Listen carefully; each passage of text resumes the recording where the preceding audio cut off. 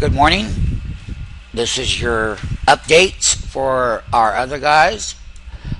One thing about the S&P, we've been talking about how long it's been overbought, and it has. You can take a look at the weekly chart. We busted the weekly moving average. That is the 10-week. The value of that 10-week moving average as it stands right now is 1956. The 20-week, which is the red line, is going to come into play. And which one is that? Well, we'll be happy to tell you. That's 1911.94. That's the red line right there. It's rising too from its long-term trend. So, as far as the weekly goes, that pullback is in play. We're not nearly as overbought as we were a few days ago when this thing was hitting 97% on a weekly format. And if that wasn't overbought forever up here, let's just draw a trend line so we can talk a little bit about it.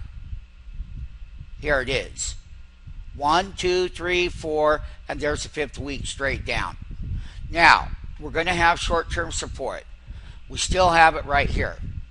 When we come down, if we undercut that weekly moving average, we're going to have support, and there's going to be a short-term bounce with this particular pullback.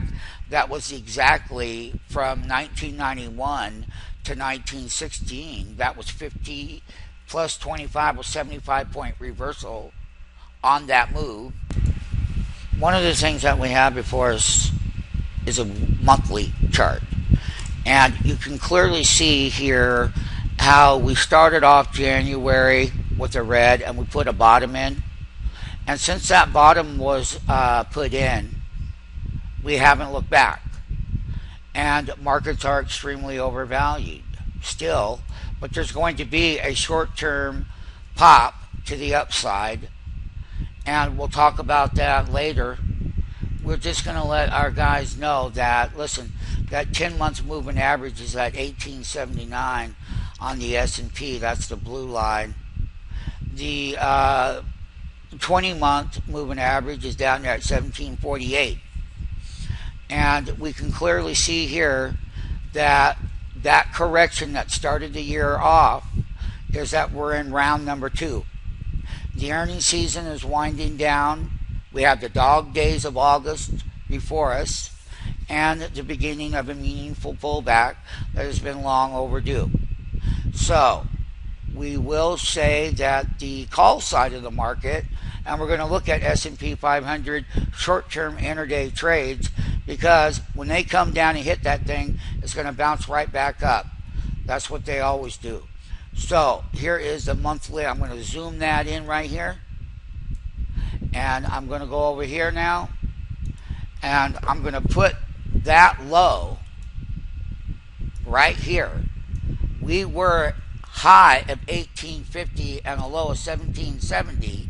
Now, that pullback from that overbought level came down to 1737. And 1 month, 2, 3, 4, 5, 6 months up to the highs in July of all places. July is when markets usually put bottoms in for the August and then going into September. That is just the beginning of a reversal right here. And this is August. Okay, we've only had a couple of days. And 1916 is a low right here. So, having said that, we're going to move on. One of the other things that people need to know in here too is the monthly VIX. The VIX, this is a monthly level. And we can clearly see how that fear indicator has moved up in value here. The high was 1757 right here. I will show that same indicator, just so you know, the fear, in the weekly. I want you to see that this market was so freaking complacent. It's beyond the word complacent. There was no fear. There was nothing going on here.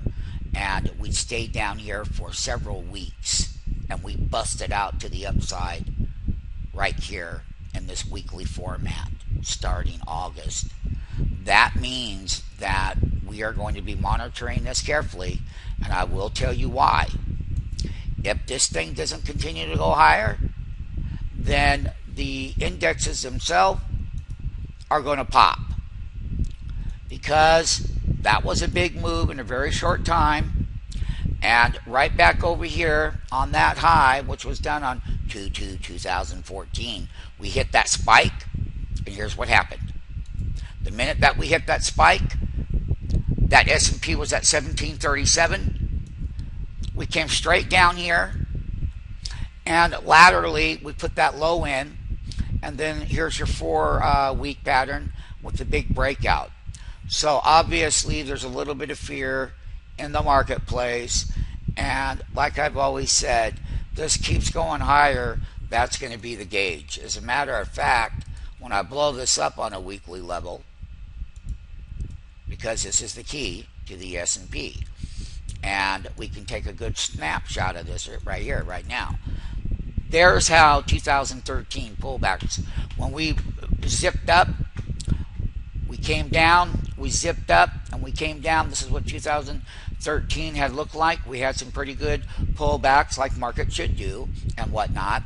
This one here is the lowest one that I have seen in a very, very, very, very long time. And once again, if this thing keeps breaking higher, then we're going to have to go lower. But we will tell you right now, if this thing stops here and it wants to pull back, then that means we get a short-term pop in the indexes. Conclusion of the S&P 500 and the volatility index